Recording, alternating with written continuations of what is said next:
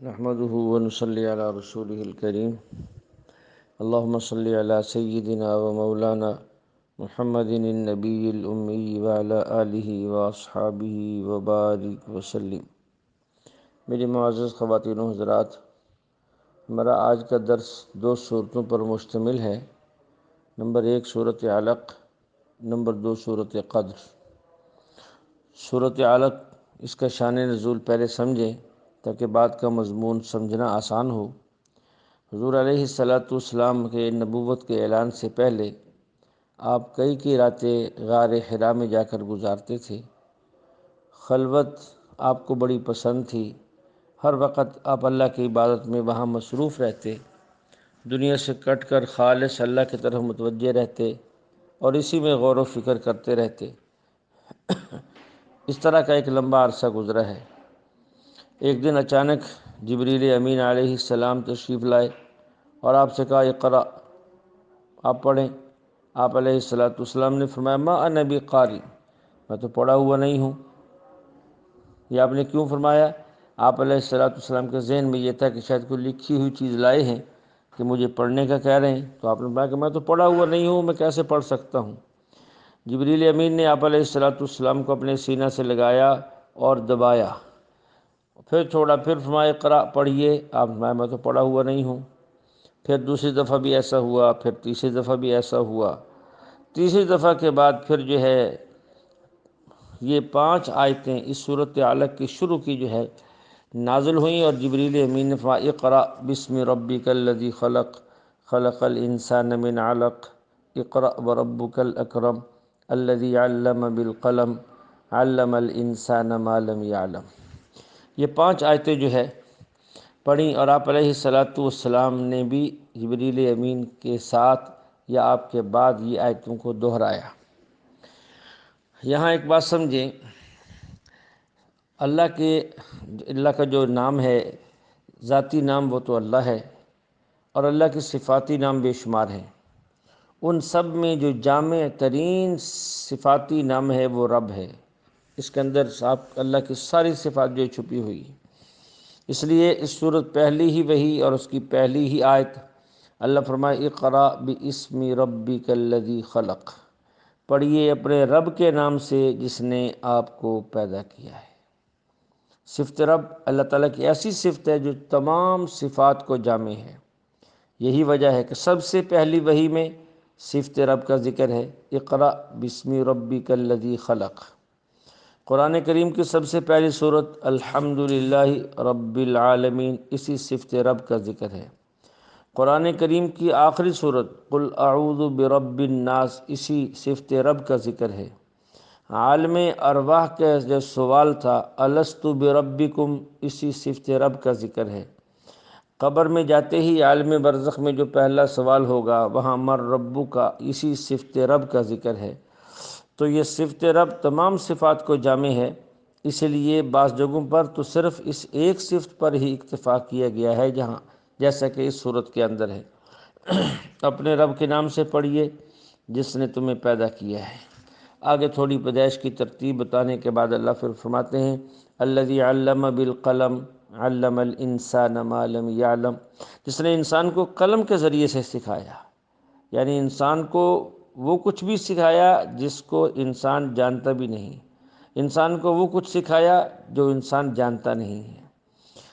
تو اللہ نے پہلے الذی علم بالقلم فرمایا، پھر علم الانسان ما لم یعلم فرمایا۔ حالانکہ علامہ بالقلم کے بعد علم الانسان کہنے کی ضرورت نہیں تھی، کیونکہ ظاہر ہے انسان وہی چیز سیکھتا ہے جو پہلے سے نہ جانتا ہو، تو دوبارہ علامہ کیوں فرمایا؟ یہ بتانے کے لیے کہ سیکھنے کا ذریعہ صرف قلم ہی نہیں، بلکہ بعضوں کو اللہ تعالیٰ علم دیتے ہیں بذریعہ قلم کہ وہ لکھی ہوئی چیز کو دیکھ کر پڑھ لیتے ہیں، اور بعضوں کو رب علم دیتے ہیں بغیر قلم کے، وہ لکھی ہوئی سے نہیں سیکھتے، بلکہ اللہ تعالیٰ ان کو صدری علوم عطا فرماتے ہیں، تو اللہ تعالیٰ ان کو کسی اور ذریعے سے علوم عطا فرما دیتے ہیں۔ اس لیے اس بات کی جو ہے اللہ نے وضاحت کی ہے، یہ کوئی قابل اشکال بات نہیں ہے۔ پھر اس صورت کے اندر تھوڑا آگے چل کر ابو جہل کی دشمنی کا ذکر ہے، ارأیت الذی ینہی عبدا اذا صلی، کیا آپ نے ایسے شخص کو بھی دیکھا ہے جو بندے کو منع کرتا ہے جب وہ نماز پڑھتا ہے؟ تو یہ ابو جہل جو بدبخت تھا حضور علیہ السلام کو منع کرتا ہے میرے سامنے نماز مت پڑھا کرو، میرے سامنے سجدہ مت کیا کرو۔ تو اس کی باتوں سے اللہ کے نبی کہاں چھوڑنے والے تھے اس بات کو۔ ایک دفعہ ابو جہل نے کہا کہ آپ علیہ السلام سجدے میں تھے، اس کی خواہش یہ تھی کہ میں ایسی حرکت کروں کہ آپ نماز چھوڑ دیں، تو یہ حملہ کرنے کے لیے آگے بڑھا، پھر جلدی سے پیچھے ہٹ گیا۔ لوگوں نے پوچھا کیا ہوا؟ وہاں کہ جب میں آگے بڑھا تو مجھے آگے آگ کی خندق نظر آئی، اس میں کچھ تصویریں تھیں، صورتیں تھیں۔ آپ علیہ السلام نے فرمایا وہ جہنم تھی، اس میں فرشتے تھے، اگر یہ تھوڑا آگے بڑھتا اس کی بوٹی بوٹی نوچ لیتے۔ تب اس ابو جہل کا اللہ نے انجام بد ذکر کیا ہے۔ ارأیت ان کان علی الہدی او امر بالتقوی ارأیت ان کذب وتولی۔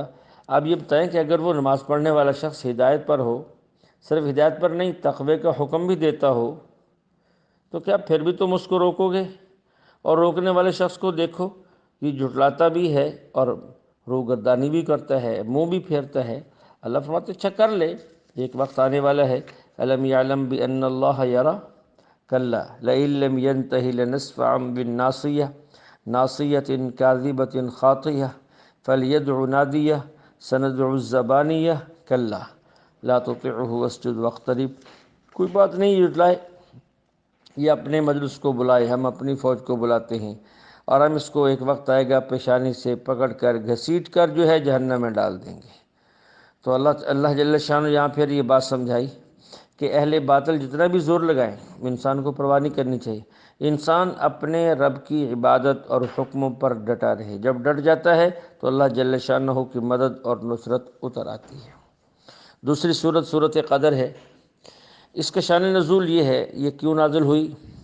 حدیث پاک میں ہے کہ بنی اسرائیل کے ایک عابد کا ذکر ہے جو ساری رات عبادت میں مشغول رہتا، دن کو جہاد کرتا۔ اس نے مسلسل 1000 مہینے یہ عمل کیا۔ جب صحابہ کے سامنے اس کا ذکر ہوا تو عرض کی یا رسول اللہ ہم اس کے مقام کو کیسے پہنچ سکتے ہیں، ہماری تو اتنی عمر ہی نہیں ہے۔ تو اس پر یہ صورت نازل ہوئی، اس امت کو یہ شرف ملا کہ اس امت کو اللہ نے ایک رات ایسی عطا فرما دی جو 1000 مہینوں سے بڑھ کر ہے۔ فرمایا کہ ہم نے قرآن کو لیلۃ القدر میں اتارا، اور آپ کو کیا معلوم لیلۃ القدر کیا ہے؟ لیلۃ القدر خیر من الف شہر، یہ لیلۃ القدر 1000 مہینوں سے افضل ہے۔ قدر کا معنی عزت، شرف۔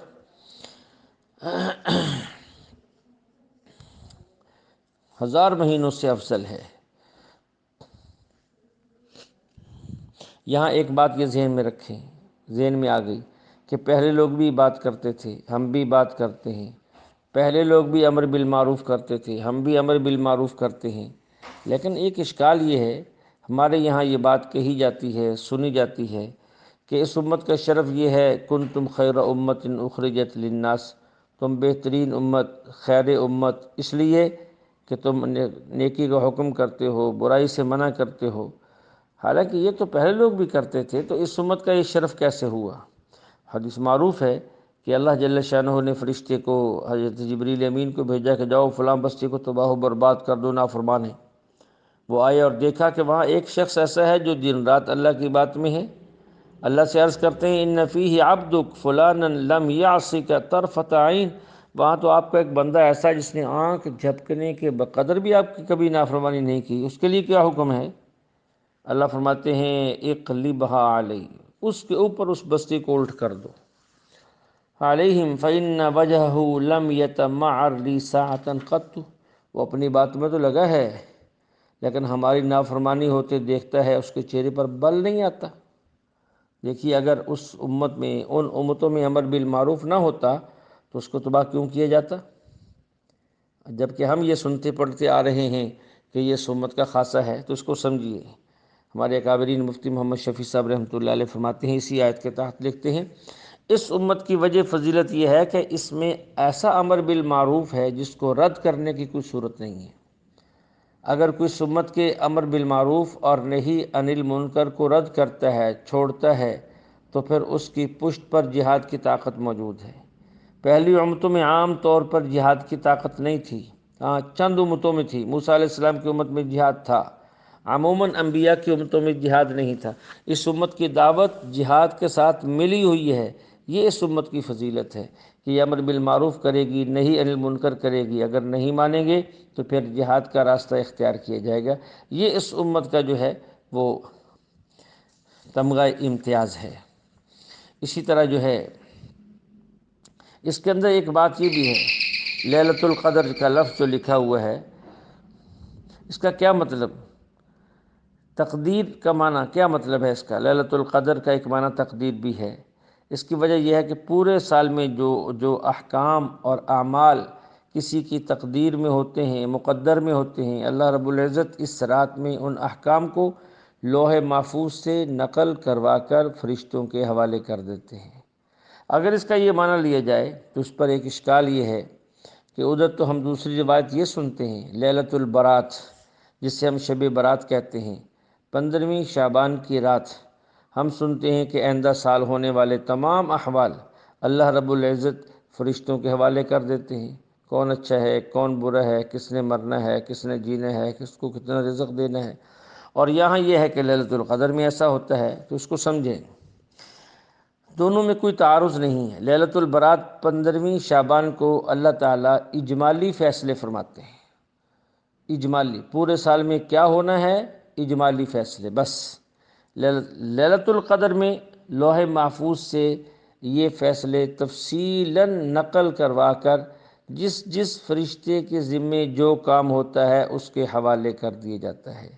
تو اجمالی فیصلے شب برات میں ہوتے ہیں اور تفصیلی طور پر جو لکھ کے حوالے کیا جاتا ہے وہ لیلۃ القدر میں کیا جاتا ہے۔ اس لیے کوئی اشکال کی بات نہیں ہے۔ اللہ جل شانہ ہمیں کلام مقدس کو سمجھنے کی توفیق عطا فرمائے۔ وآخر دعوانا الحمد للہ رب العالمین۔